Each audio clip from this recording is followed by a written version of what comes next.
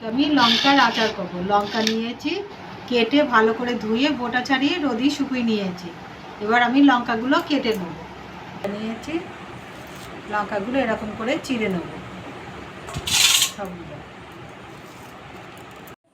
সব লঙ্কাগুলো আমার কাটা হয়ে গেছে। সব লঙ্কাগুলো কেটে নিয়েছি। এবার লঙ্কার আচারের জন্য আমি মশলা করে নেব। গোটা ধনে নিয়েছি 2 চামচি, গোটা জিরে, এটা মৌরি নিয়েছি 2 চামচি, সর্ষে নিয়েছি 2 চামচি, হলুদ সর্ষে, কালো সর্ষে 2 চামচি, আর মেথি নিয়েছি 1/2 চামচি, কেননা বেশি দিলে তিতো হয়ে যাবে। আর জিরে নিয়েছি 2 চামচি। এগুলো আমি গ্যাসে ভেজে নেব। গ্যাস জ্বেলে কড়াটা বসিয়ে দিয়েছি। কড়াটা গরম হয়ে গেছে, সবগুলো ভেজে নেব।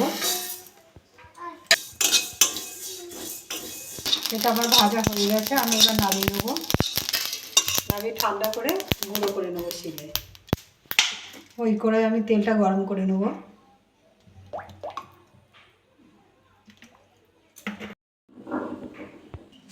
শিলে এগুলো বেটে নেব।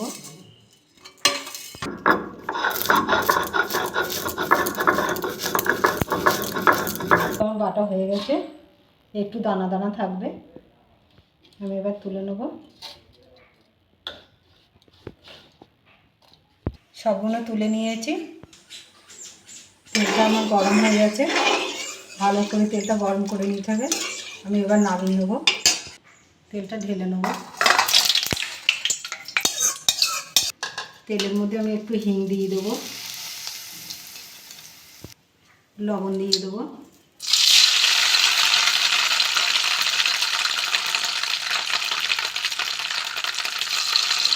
হলুদ দিয়ে দেবো,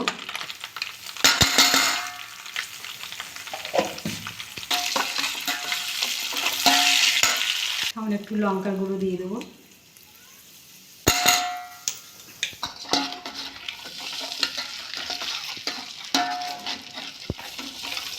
লঙ্কাগুলো ঢেলে দেবো।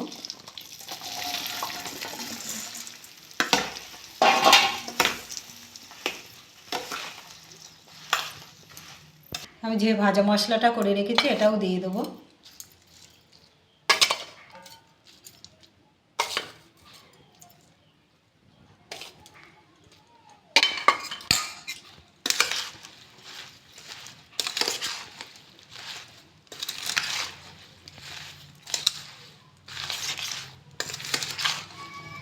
সবগুলো মেশানো হয়ে গেছে। আমি পাতির লেবুর রস করে রেখেছি 4-5টা, সেই রসগুলো দিয়ে দেবো। আপনারা যেরকম টকটা দেখে দেবেন।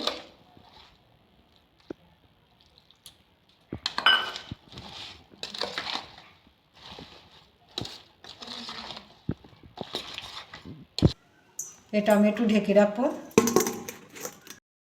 8 ঘন্টা হয়ে গেছে, আমি ঢেকে রেখে দিলাম।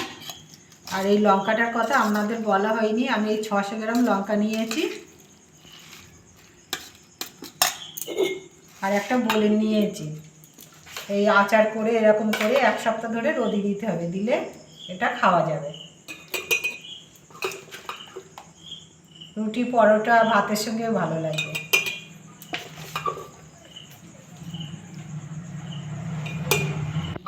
আপনারা যদি মনে করেন যে একটু তেল কম হয়ে গেছে, তাহলে তেলটা গরম করে ঠান্ডা করে তারপর দিয়ে দেবেন।